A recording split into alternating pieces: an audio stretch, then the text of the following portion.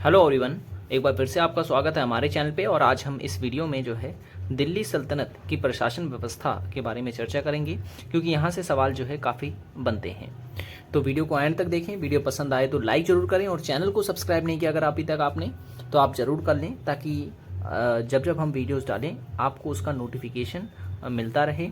और पहले की वीडियोज़ देखना चाहते हैं तो लिंक मैंने डिस्क्रिप्शन में दे दी है, जहाँ पर आप हमारी सभी NCERT से रिलेटेड जितनी वीडियोस हैं क्रम अनुसार देख सकते हैं। तो ये वीडियो सभी एग्ज़ाम्स के लिए इम्पोर्टेंट है। आप किसी भी एग्ज़ाम की अगर तैयारी कर रहे हैं, तब चाहे वो UP PET हो, टीचिंग से रिलेटेड हो जैसे कि CTET paper 2, KBS DSSB, EMRS की जो हाल ही में चल रही है वैकेंसी, ठीक है ना, उन सभी एग्ज़ाम्स के लिए जो है आप हमारी वीडियोस को फॉलो कर सकते हैं। तो चलिए शुरू करते हैं दिल्ली सल्तनत की प्रशासन व्यवस्था।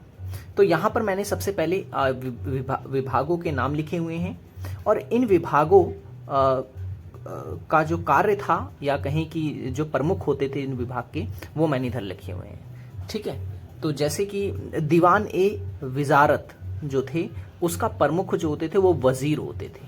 ठीक है, जिन्हें प्रधानमंत्री भी कहा जाता था। राजा का ये प्रमुख मंत्री माना जाता था।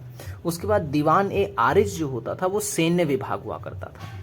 ठीक है, सैन्य विभाग होता था जिसका काम होता था जो मतलब साम्राज्य जहां तक है उसकी रक्षा करना। ठीक है, और युद्ध में राजा का सहयोग करना। दीवान ए रिसालत नाम का भी एक विभाग था, जो कि विदेशी विभाग था। विदेशी विभाग था मतलब ये है कि इस विभाग का कार्य होता था कि विदेशों से जो है संबंध बनाए रखना।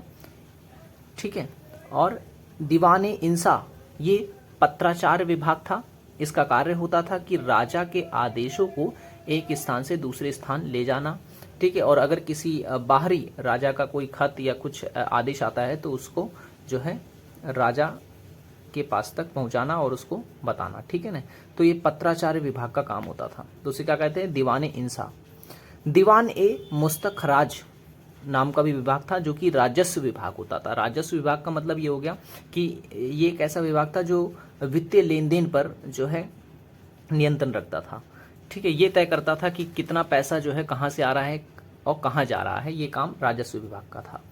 फिर उसके बाद एक और विभाग था दीवान ए खैरात। दीवान ए खैरात जो था ये दान विभाग होता था। ठीक है, इसका कार्य होता था ये देखना कि कितना दान दिया जा रहा है कहाँ कहाँ। ठीक है, और दीवान ए इस्तखाक जो था ये भी विभाग था, ये पेंशन विभाग था। ठीक है ना, पेंशन वितरण का कार्य जिसका होता था।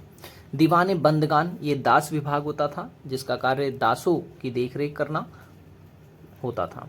दीवान वकूफ जो होता था ये व्यय विभाग होता था। व्यय विभाग का मतलब ये हो गया कि इसका कार्य होता था कि कितना धन जो है व्यय हो रहा है इसकी देखरेख करना। ठीक है, उसके बाद अगर हम बात करें केंद्रीय प्रशासन की, तो केंद्रीय प्रशासन का सबसे प्रमुख राजा हुआ करता था। ठीक है, और राजा को सलाह देने के लिए जो है मंत्री हुआ करते थे, और उन मंत्रियों में जो सबसे प्रमुख होता था वो वजीर कहलाता था। ठीक है, जैसा कि मैंने अभी आपको बताया। और 4 तरह के मंत्री होते थे जो प्रमुख माने जाते थे, जो हमेशा राजा के निर्णय में अपना योगदान देते थे। कौन कौन, तो दीवान ए विजारत, दीवान ए अर्ज, दीवान ए इंसा और दीवान ए रसाल। ठीक है, ये चारों आपको याद रखने हैं। ये प्रमुख मंत्री थे केंद्रीय प्रशासन के। ठीक है, और राजा इनमें सबसे प्रमुख होता था। प्रांतीय प्रशासन की अगर हम बात करें तो प्रांत को जो है आप देख सकते हैं, जिस तरीके से एक देश होता है, देश में फिर राज्य होते हैं, राज्य में फिर जिले होते हैं, और जिले में फिर जो है ब्लॉक होते हैं। ठीक उसी प्रकार से जो है सल्तनत काल में भी जो प्रांत होते थे उन्हें इक्ता कहा जाता था। ठीक है, इक्ता कहा जाता था, और ये सबसे बड़ी इकाई होती थी। ठीक है ना, प्रांत। और प्रांत से छोटी इकाई जो होती थी उसे सिख कहा जाता था, और सिख से छोटी इकाई होती थी सदी, और सदी से सबसे छोटी इकाई होती थी ग्राम। ठीक है, तो ग्राम एक होता था, और 100 ग्रामों को जोड़ दे तो सदी कहलाता था। ठीक है, फिर उस सदियों को जोड़ करके सिख बनता था, और सिखों को जब जोड़ते थे तो उसे प्रांत का निर्माण होता था। ठीक है, तो अगर बात करें कि इक्ता यानी कि प्रांत का प्रमुख कौन होता था, तो आपको याद रखना है प्रांत का जो प्रमुख होता था उसे वली या नाजिम कहा जाता था। ठीक है, और सिख जो होता था, सिख का प्रमुख सिकदार होता था। सदी का प्रमुख अमीर ए सदा होता था, और ग्राम का प्रमुख जो होता था उसे पटवारी या मुकद्दम कहा जाता था। ठीक है। तो सल्तनत काल में अगर पूछा जाए कि सबसे छोटी इकाई कौन सी थी प्रांत की, तो याद रखना आपको ग्राम। ठीक है, ग्राम। देखिए, वीडियो अगर आपको पसंद आ रही हो तो लाइक जरूर करना, चैनल को सब्सक्राइब नहीं किया तो जरूर कर लें, ताकि जब जब हम ऐसी वीडियोस डालें और आपको नोटिफिकेशन मिलता रहे। ठीक है। तो देखिए, सैन्य प्रशासन की अगर हम बात करें, सैन्य प्रशासन की अगर बात करें तो सल्तनत कालीन सुल्तानों में बलबन को सैन्य विभाग की स्थापना तथा अलाउद्दीन खिलजी को स्थायी सेना के गठन का श्रेय दिया जाता है। ठीक है। तो बलबन जो था उसने सैन्य विभाग की स्थापना की थी, और अलाउद्दीन खिलजी जो था उसने स्थायी सेना का गठन किया था। उसके बाद सेना का वर्गीकरण किया गया था, जैसे कि केंद्रीय सेना अलग होती थी, प्रांतीय सेना अलग होती थी, घुड़सवार सेना अलग होती थी और व्यक्तिगत सेना अलग होती थी। ठीक है। व्यक्तिगत सेना का मतलब ये हो गया कि अंगरक्षक के लिए, जिसे बॉडीगार्ड कहते हैं, ठीक है ना, वो उस प्रकार की सेना व्यक्तिगत सेना कहलाती थी। और उसके बाद समूह भी बने हुए थे, जैसे कि 10 सैनिकों का समूह जो होता था वो कहलाता था अमीर ए दह। ठीक है, अमीर ए दाह कहलाता था। जबकि 100 सैनिकों का जो समूह होता था उसे अमीर ए सदा कहते थे, और 1000 सैनिकों का जो समूह होता था उसे अमीर ए हजारा कहा जाता था। और ये समूह जो थे वो अलग अलग स्थानों पर इस्तेमाल किए जाते थे। जैसे युद्ध में जो है अमीर ए हजारा का इस्तेमाल किया जाता था, और जो है राजा जब एक स्थान से दूसरे स्थान जाएगा तो उसके लिए रक्षा के लिए अमीर ए दाह या अमीर ए सदा का सैनिकों का समूह जो होता था वो लिया जाता था। ठीक है। दुर्ग जो है, दुर्ग कहा जाता था किले को। ठीक है। और दुर्ग की जो रक्षा करता था उस समय उसे कहा जाता था दुर्गपाल। ठीक है, दुर्गपाल। आपसे कोतवाल के नाम से ही पूछा जा सकता है। ठीक है ना, दुर्गपाल को कोतवाल भी कहा जाता था। तो इसका काम क्या होता था? इसका काम ये होता था कि जो दुर्ग है यानी जो किला है राजा का, उसकी सुरक्षा करना। सेना को 3 भागों में रखा गया था, घुड़सवार सेना, पैदल सेना, गद सेना। घुड़सवार सेना वो घोड़े वाली सेना होती थी, पैदल सेना वो पैदल जो होती है सेना, और गज सेना हाथी सेना को कहा जाता था। ठीक है। युद्ध में जो है इन्हीं का इस्तेमाल किया जाता था। न्याय प्रशासन की अगर हम बात करें तो सल्तनत काल में न्याय व्यवस्था भी बहुत ही उत्तम प्रकार की थी। ठीक है। और कानून व्यवस्था जो थी वो 4 आधार पर थी, यानी कि मुस्लिम जो कानून थे वो 4 कह सकते हैं कि 4 वर्गों में जो है बटा हुआ था। एक तो था कुरान पर आधारित, दूसरा हदीस पर आधारित, तीसरा हजमा पर आधारित, और चौथा है कयास पर आधारित। ठीक है। कुरान वो थी जो कि अल्लाह से जुड़े हुए संदेश जिसमें लिखे हुए हैं, हदीस वो जिसमें पैगंबर मोहम्मद के जो है दिशा निर्देश लिखे हुए हैं। इन्हीं के आधार पर जो है वहाँ का कानून मतलब वहाँ का कानून आधारित था।